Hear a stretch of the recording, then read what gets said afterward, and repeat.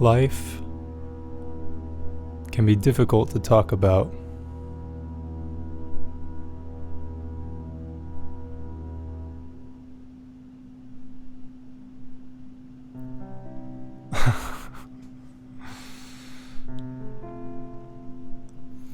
You know, one of the strangest things about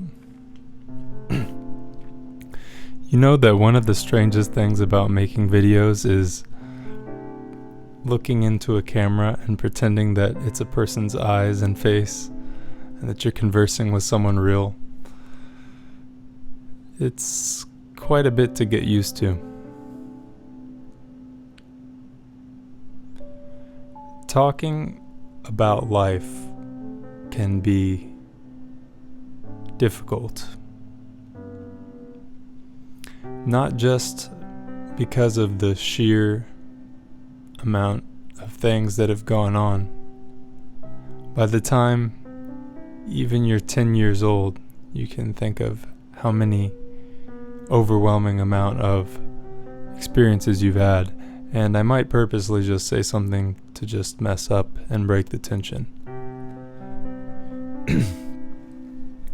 Because my voice is a little actually hoarse, because I don't think about speaking in a full voice.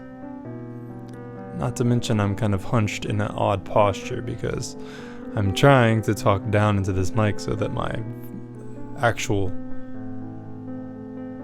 mouth will be visible.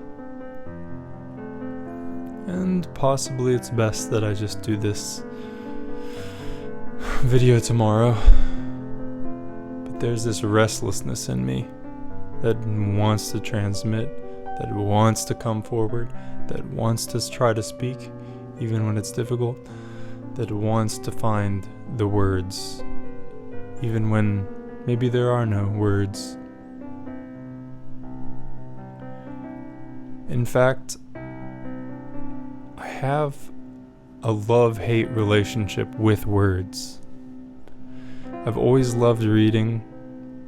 When I was in elementary school, I would get my work done as quickly as possible. I usually did not find it too difficult, to say the least. And then I would have usually multiple books with me that in my mind I really considered the main thing that I was doing at school. Whereas a lot of the curriculum seemed very overly simplistic because my parents did a great job of getting my education started before I went to school. Anyway, so I've always loved the written word, but more specifically, I loved what the written word was able to conjure for me through imagination. And as I've worked with the word a lot, just in everyday life, through writing poetry, which is something that's I would consider to be probably my main passion.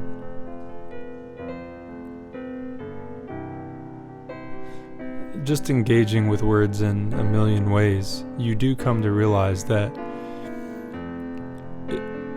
whether or not different vowel sounds and consonants have an actual objective vibration, I'm not sure. They probably have some objective power. How there is somewhat of a universality of meanings between certain sounds, even if you want to just simplify it to hard and soft, like a lot of consonants are harder sounds, traditionally considered more masculine sounds, or softer vowel sounds more feminine, more open, more receptive. So there are universal elements to language, I would say.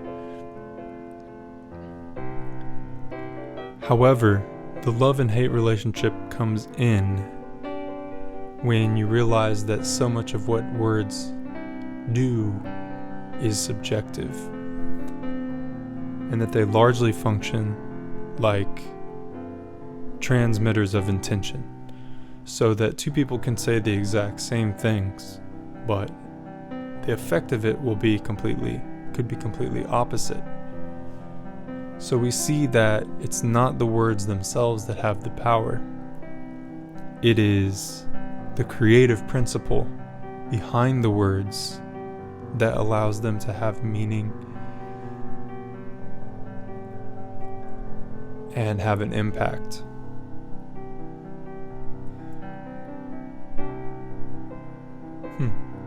So that when I am creating, there's an interesting relationship, a push and a pull between what I'm meaning to say and the literary facility that I have. So both of them need to be strong, I find, in writing or even in communicating to you right now. On the one hand, I need to be really in touch with what I'm actually trying to communicate, and that's more of a subjective, intangible feeling, though a poignant one.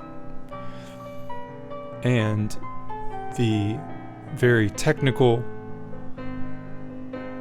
organizational facility of language, just the building blocks that need to come together to say what you want to say. So that if one or the other is weaker or stronger, it'll be kind of mismatched.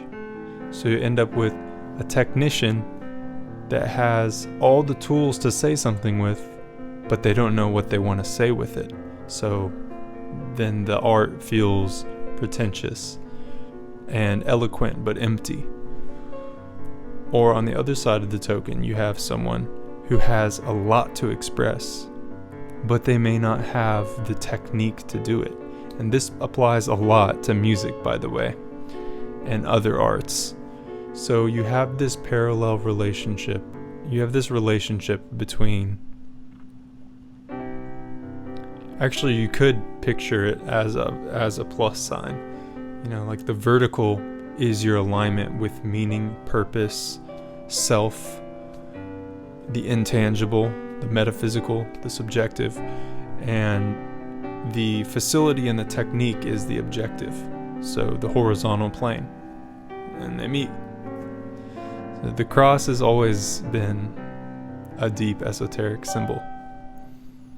But I'm not sure how I got to this topic, but I guess this is what I wanted to explore with myself. And so I do find that while it is odd and something to get used to, speaking to a camera as if I'm speaking to someone, it sinks in after a short period of time, and I know I'm speaking to someone, even if the someone's myself in the future. Because at least one person will watch this video.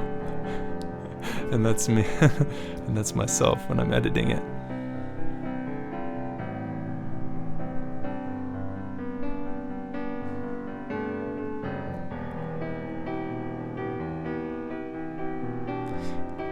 And that love-hate relationship with words kind of reminds me of the love-hate relationship that I have with music. Because there's this really intense part of myself that just wants openness, emptiness, silence, or the empty fullness. Just not have to think about anything, not have to express anything in words, to just be and experience everything that this universe has to offer. And then there seems to be a persistent force of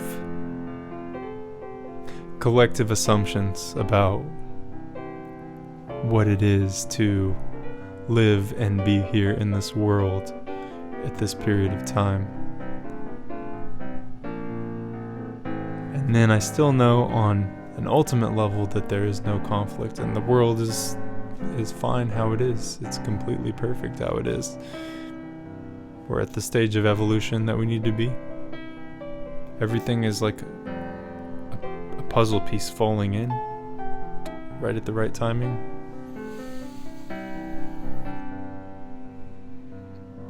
But words, they're still difficult. It can still be very difficult to say what you want to say. And even more difficult to know what you want to say.